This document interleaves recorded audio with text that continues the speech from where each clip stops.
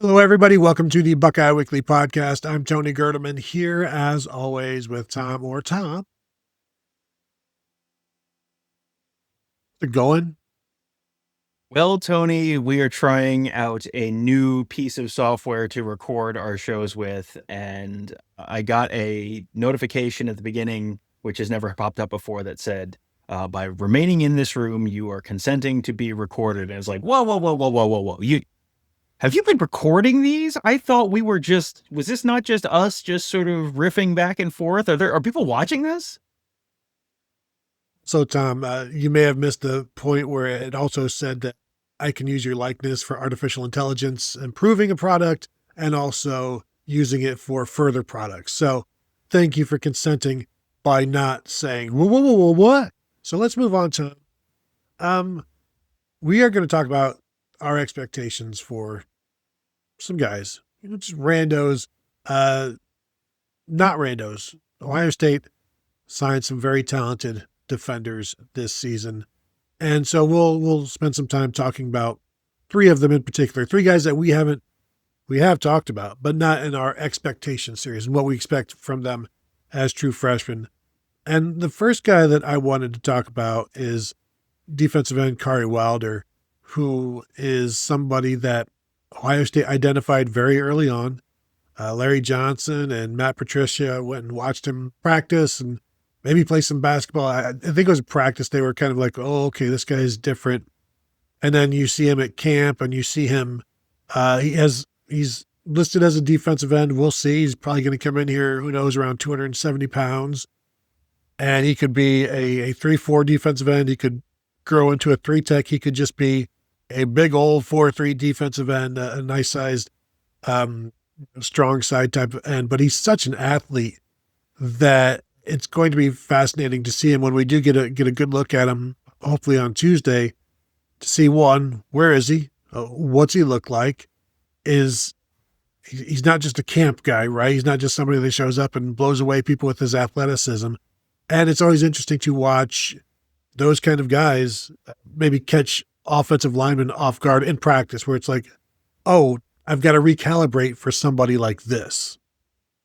Yeah, when you see guys, normally when you get to the end of the season, we see guys who are going up against each other in practice, and they've been going up against each other in practice for 9 months at that point, and you know who the other people are, and you probably have at this point a general sense, a ballpark idea based on winter workouts and mat drills and all that kind of stuff, but until you're on the field, you don't really know for sure. And the first couple days of practice are not in pads, so it's not too physical, but yeah, he's someone who you could see him maybe jump out a little bit at times. He just has sort of the physical tools. And my general philosophy on all of this is, let's see it before we start talking about it in terms of really glowing, wait till you see how this guy and how fast this guy's going to be an All-American or whatever like that. But he's someone who I think there's a lot of potential there. There's also a lot of opportunity because you go through the defensive ends from last year. Caden Curry off to the NFL. Kenyatta Jackson's back. Bo Atkinson's back. Zion Grady's back. So you get 3 of your top 4 guys from last year who are back. But other than those 3, CJ Hicks off to USF. Josh Mickens off to UConn. Logan George hit the portal. Epi Satanale's back. He played 17 snaps last year. Dominic Kirks hit the portal. And that's it. Those are the only guys who played defensive end last year. So behind those top 3, and I think the top 3 are probably going to be pretty solidly top 3. I think there's a lot of opportunity there for Khary Wilder if he comes in and is ready to go to make some kind of an immediate impression. Yeah. Larry Johnson has no issue putting a true freshman in the 2 deep if they show that they're ready. Now, what he never wants to do is put a freshman into a situation that he's not prepared for. So I'll try to find spots for them. I go back to 2017 with Chase Young, who, he wanted to put in situations where he was thrust into a spot where he could succeed. So you're talking like 3rd and long, things like that, where he knows his pass rush is what he needs. And so doesn't necessarily need to worry about stopping the run. And if it's a draw, it's a draw. Who cares? And finding situations like that for Khary Wilder this year will be one of the goals for Larry Johnson to just ease somebody in as much as you can. And it's hard to ease somebody into Big Ten football, but one way to do it for a pass rusher is just let him rush the passer and see how that goes. So I'm when you look at what's ahead of him, as you said, there's essentially four guys in Bo Atkinson, Zion Grady, Epi Satanale, and Kenyatta Jackson. And then you bring in Quay Russaw, and yet like they're in the same room, but they're, I think, pretty different people. So maybe they won't conflict in terms of what kind of edge rusher they are.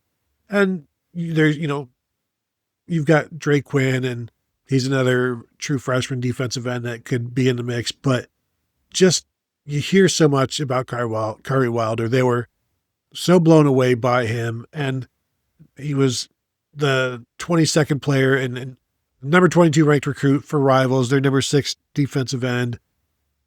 There's all kinds of reasons to expect him to be close to the 2 deep, and he's going to have the opportunity to work himself into the 2 deep this spring.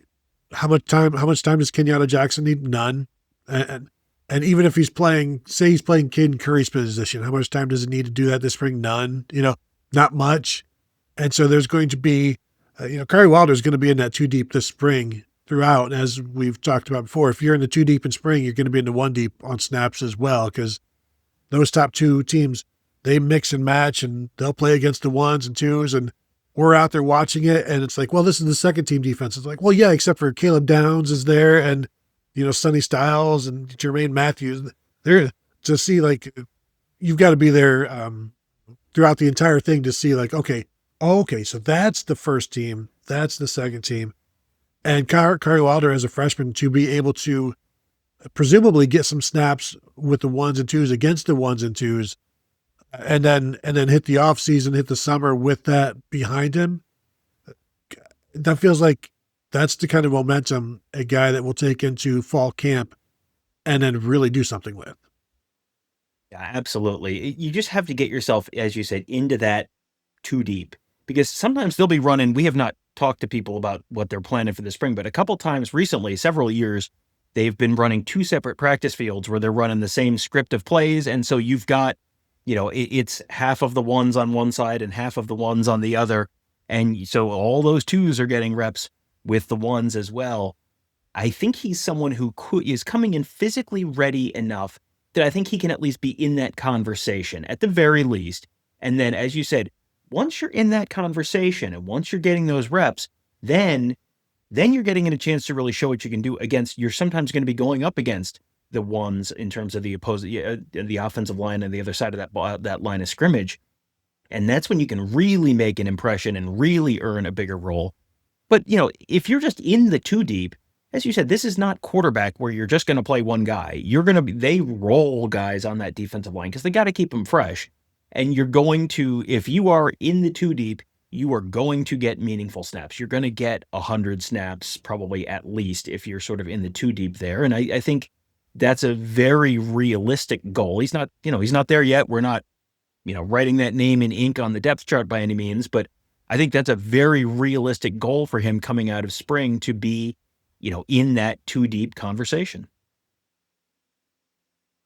In terms of what to expect this season, Tom, you go ahead, get the chisel and the stone out. This is what I'm going to tell you. This season from Khary Wilder, I do believe he'll get some time in that 2 deep, and we'll see him out there, not unlike Zion Grady last year, who continued to work and got better as the season gone on, as all true freshmen should. How about this, Tom? All right, 15 tackles, 3.5 tackles for loss, 3 sacks, which happens to be the average of what JT Tuimoloau and Jack Sawyer did as true freshmen in 2021, and is a little bit better than what Zion Grady did last year. Grady had 13 tackles, 2 tackles for loss, and a sack. What say you?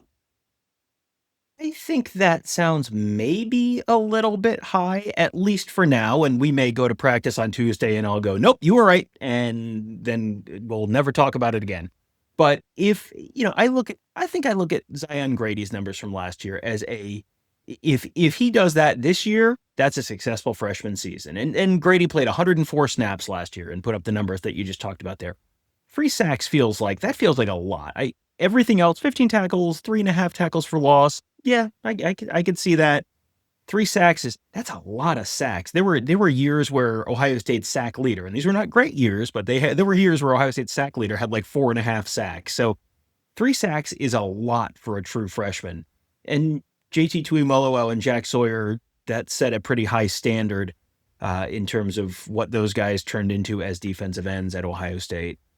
I don't think it's outrageously high. I don't think it's out of the realm of possibility, but I'm not quite ready to say, I mean, 3 sacks as a true freshman, that cannot, I outside of the Boses and Chase Young, that can't be that big of a club, guys who did that. Like Zach Harrison. Did Zach Harrison have 3 sacks as a true freshman? I don't think he did. Let me just tell you what Zach Harrison did as a true freshman. 24 tackles, 5 tackles for loss, 3.5 sacks. Oh. More tackles than Chase Young, 1 fewer tackles for loss, and I think the same number of sacks. And people were disappointed by it at the time. And of course, they continue to be disappointed by Zach Harrison. But it's funny to look at those numbers as a true freshman and be like, well, don't expect that from the 5-star Khary Wilder. Like that's you're crazy. I will amend my earlier statement to say I am on board with your numbers, because if that's not just the real high level guys, and it's not that Zach Harrison had a bad career at Ohio State by any means, but it's not just literally the Boses and Chase Young who are doing this, or other guys like that. There's certainly a path to the field for him this year, where that in a lot of cases, that's the biggest determinant of what your freshman year looks like. Yeah, you've got to be ready, but you've got to have the opportunity to get out there and play. And he certainly has the opportunity to get out there and play because of some of the guys who left that we mentioned earlier. So, all right, I will allow it. I will go. I am on board with your projections, but grudgingly. That's the best kind. So there you go. That's precisely what to expect from Khary Wilder this year. If you don't get it, don't be unhappy with us. As we always say here, blame the kids. Don't blame the kids. It's where everybody grows at their own pace and own rate. The next player that we want to talk about in this series in terms of the 5-star true freshman on defense, Tom, let's move a little bit behind the line of scrimmage. Let's go to maybe the back of the line of scrimmage and go to linebacker with Cincere Johnson, who ended the recruiting cycle, I believe, as Rivals' #1 linebacker, which Ohio State has done that before with the likes of C.J. Hicks. I know Riley Pettyjohn was around those ranks as well, but Cincere Johnson, big like Arvell Reese. In fact, when we would see him at camp, and he'd be standing next to Arvell Reese, it's like they're kind of like the same guy. Arvell Reese a little bit taller, but Cincere Johnson, 6'3", 240 pounds all day long, and is a mobile guy. Watching Arvell Reese at Glenville and seeing him play middle linebacker and thinking, boy, maybe he could end up as the Jack at Ohio State one day. Of course, that never happened until kind of this past year. But watching Cincere Johnson is just, he's a brute. He's athletic.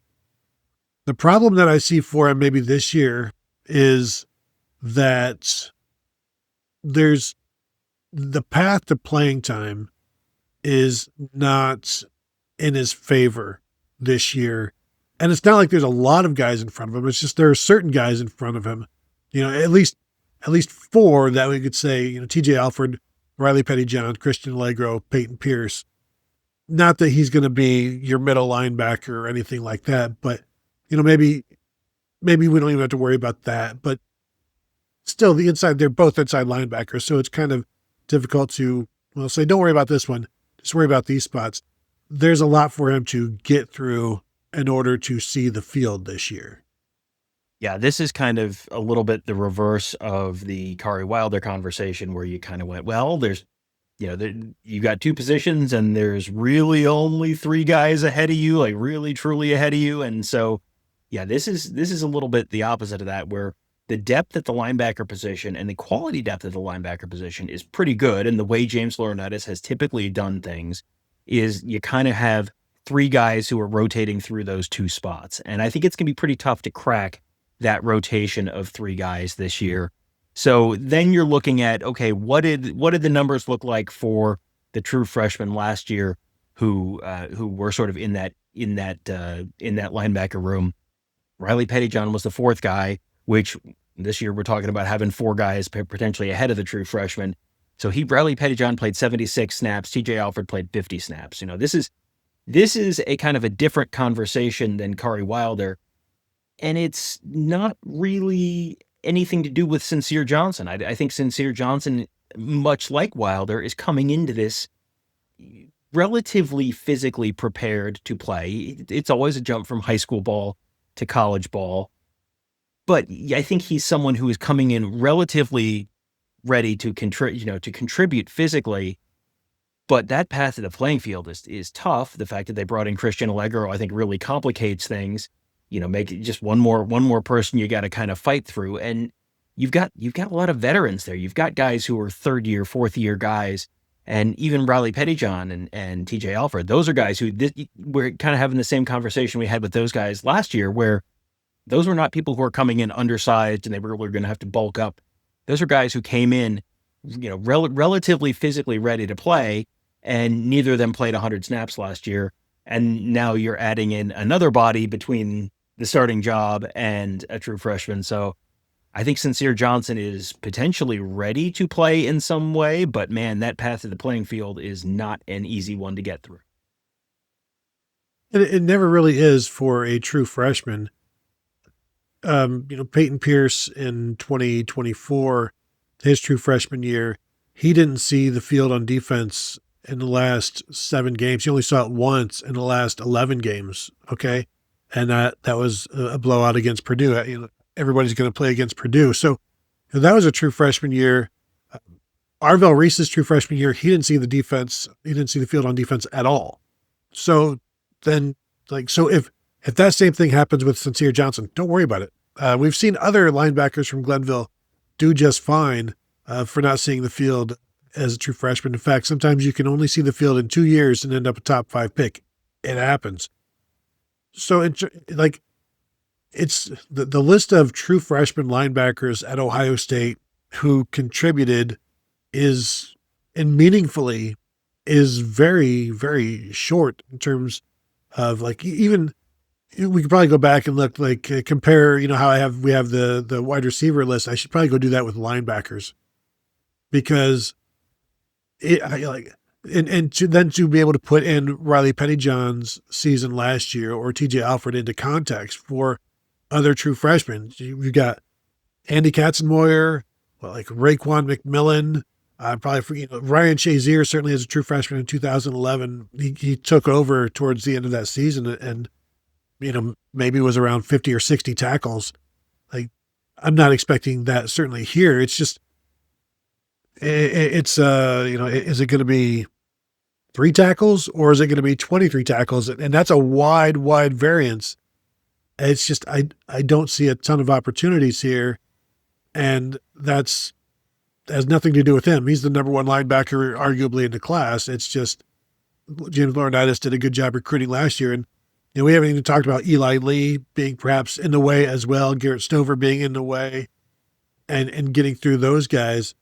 And this spring for a true freshman on defense, I remember seeing Riley Pettyjohn and TJ Alford out there last year and, playing middle linebacker and, looking mature. And then, it leads to only however many snaps it leads to.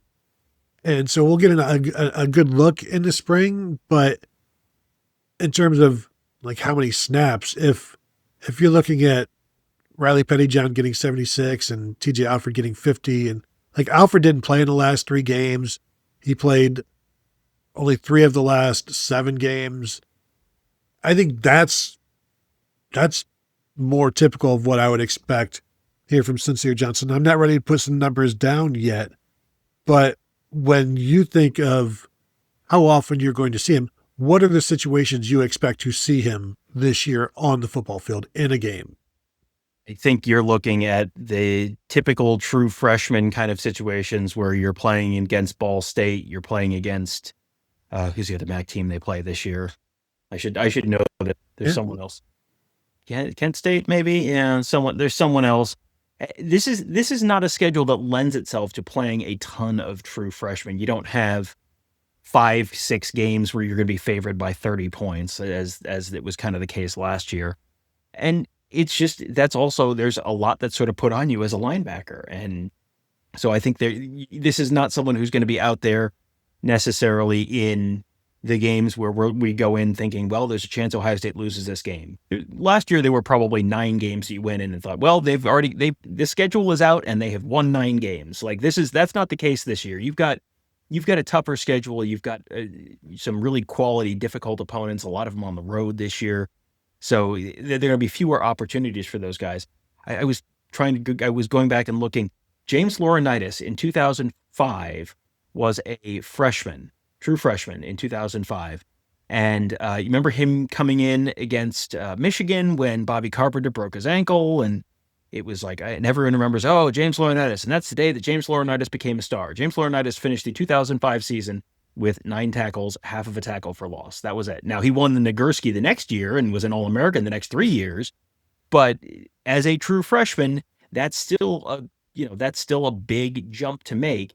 And he had, he had a really good linebacker core in front of him, but, there wasn't a ton of depth there. I think there's more depth, and also they were playing 3 linebackers every snap back then. They are not doing that anymore. So that changes the path of the playing field as well.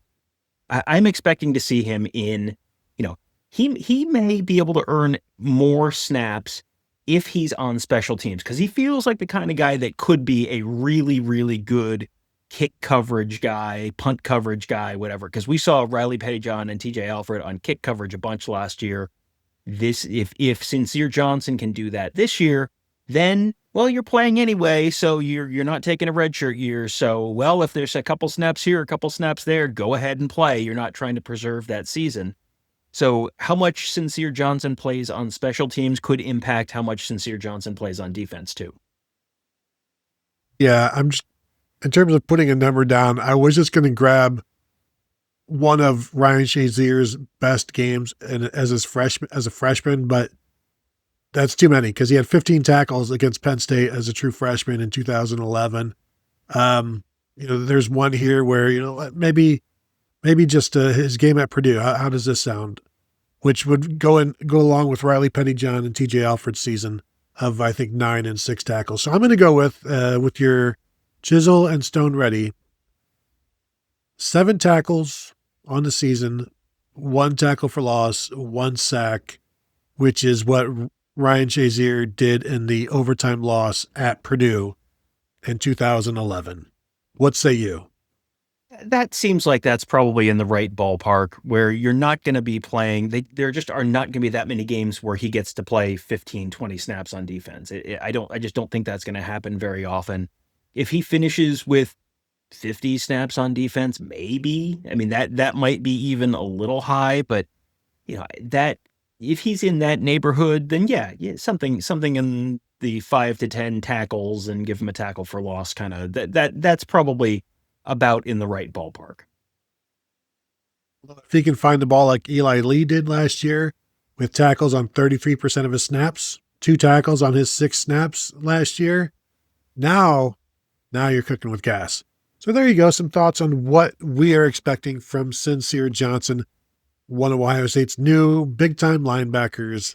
Looking forward to seeing him this spring. Tom, having done a show on what to expect from Khary Wilder and Cincere Johnson, now I want to talk about Jay Timmons. And a smart man would wait until we actually see something from him in spring in terms of where's he lining up? What position is he playing? What does that have to do with anything about a show that you and I are on? That's my thought as well. And we've done all of these shows talking about expectations without seeing any of these players play in an Ohio State uniform. Why wait now? Why wait until the last hour to get a little bit of information about a guy who was the number one cornerback in Rivals 2026 rankings, despite really playing more nickel and safety than corner. And so when I see that, I immediately think, boy, he looks like the perfect ideal nickel in Ohio State's defense. But also, you're going to try him outside first, right? I don't know. We'll find out. But was committed elsewhere. Ohio State went and flipped him, and a Florida State legacy. His dad, what's his dad's name? Yes, Lawrence Timmons, the former All-American linebacker, I believe, former Steeler as well. And so he's got the bloodlines. He grew up with big time college football. He's quick. He's tenacious. He's like everything you want in a fighting cornerback. I kind of equate him to maybe like Jermaine Matthews, but some middle linebacker as well. Like some guy, like Western Pennsylvania Jermaine Matthews. I don't know. Does that make sense? That sort of thing? Seen him talk on the field yet, so I'm not sure I'm ready to comp him to Jermaine Matthews, but he's a really intriguing prospect. And I think the most interesting question you asked there was, do you start him outside? Do you just say you're playing inside, or do you start outside? And yeah, I think that he probably ends up inside, but you have other guys who could play inside, and I think there's a benefit to starting him outside and letting him go against Jeremiah Smith in practice and try and run with Devin McEwen in practice and see if he can do it. This is a little like you start, you're in your minor league baseball. Everyone played shortstop in college. Put him on shortstop in the minors and see if he can play shortstop. If he can't play there, well, then try him at third base. If they're, hey, they got the arm, but they can't, they can't quite, they can't quite move quite as fast. Put him on third so they're closer to the line, to the foul line, whatever it is, and kind of swing guys, tackles, guards. Start him a tackle. If you can do tackle, great. If not, move him inside to guard. That's okay too. But I think you give him an opportunity outside. But we'll see. They obviously have a much better sense for what they've got than we do right now. We'll start figuring that out on Tuesday. But he feels like someone who there is an opportunity there. This is a real luxury for Ohio State where they have enough guys that they don't need him to be a guy who's on the field as a true freshman. But the opportunity is there. And that's, I think, true for Timmons. I think that's true for Jordan Thomas. I think that's true for Kamari Bing. If they can show that they deserve to be out there, there is an opportunity.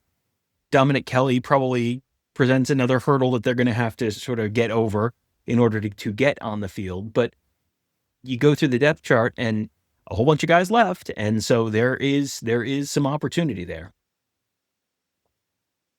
Yeah. And it's even thinner if he's at nickel, where you presume it's him and Miles Lockhart behind Earl Little or whoever else they want to put in there.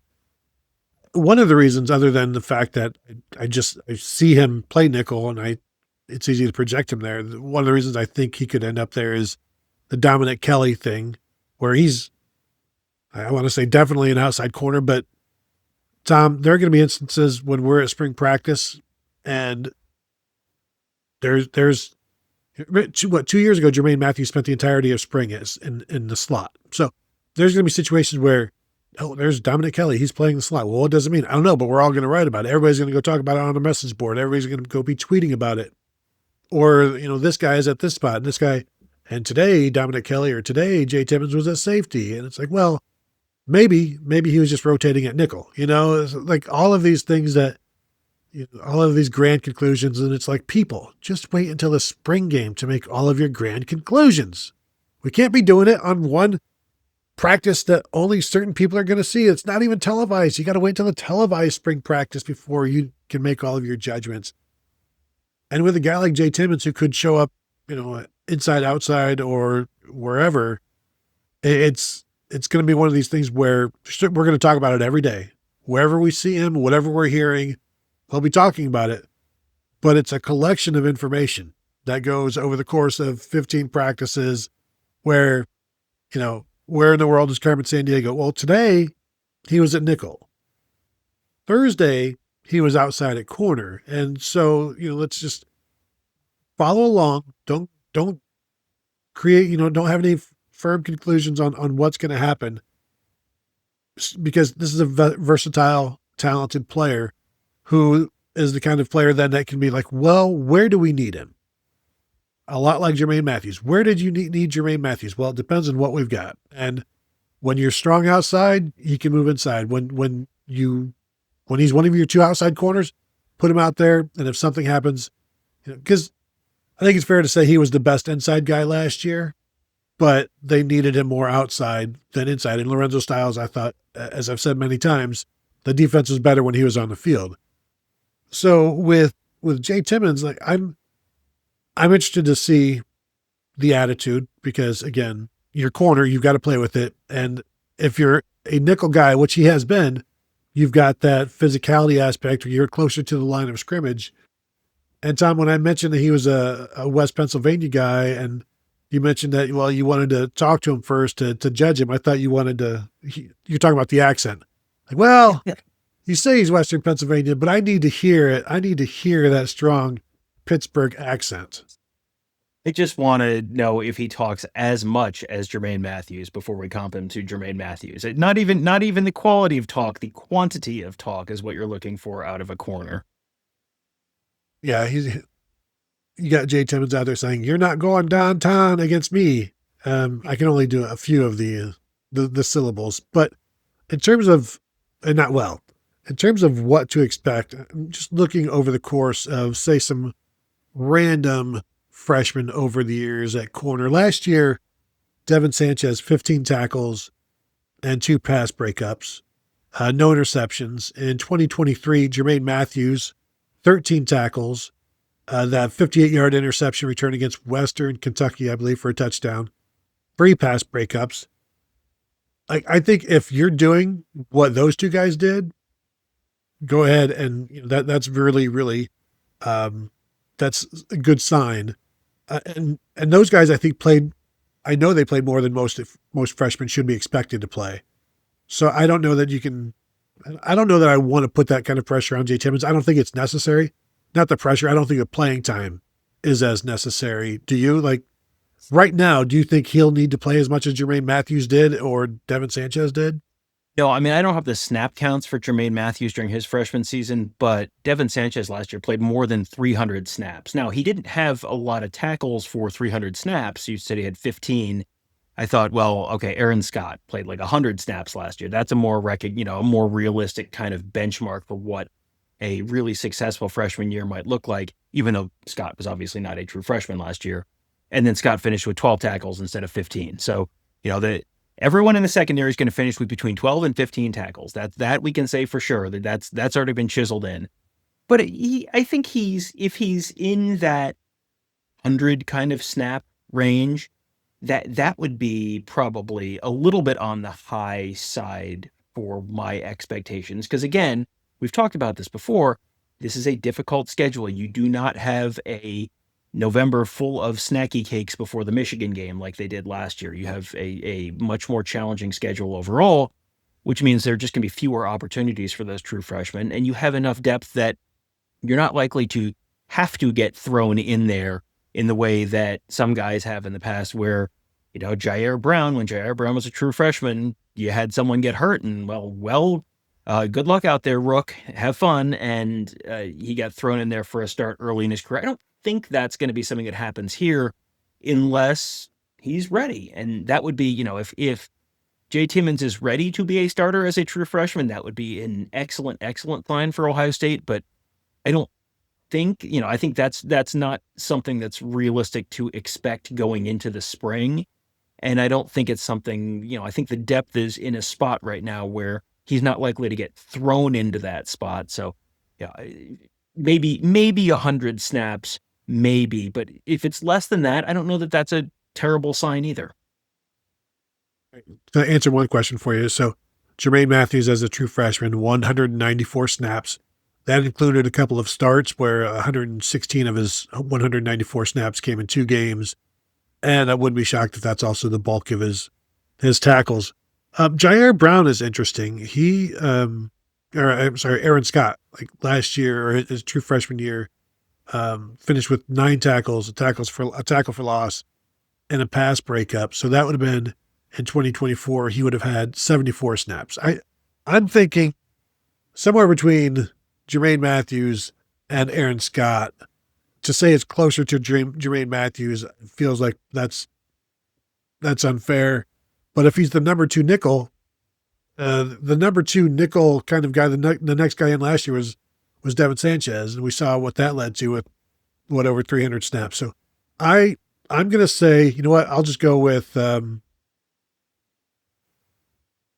not that we keep stats via snaps, but I'll say like 120. Boy, that seems like a lot. Just writing it out. I'm going to go 12. Nope, Tom.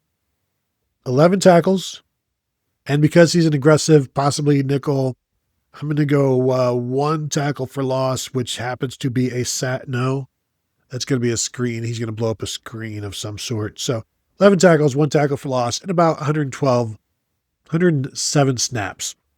What say you?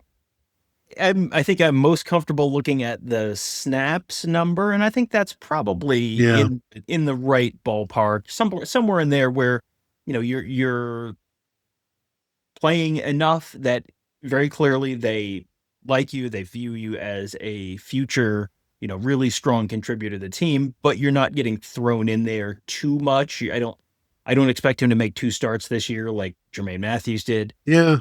Right. You take that off, and that's going to knock the number down a little bit. Anywhere in that 75 to 120 kind of range is probably. I'm not gonna look at anything in there and go, that's definitely not going to happen. I would be, if he's healthy, I'd be a little surprised if it was much below 75. If everyone else is healthy, I'd be pretty surprised if it was much above 120. But I think he's going to carve himself out a nice role.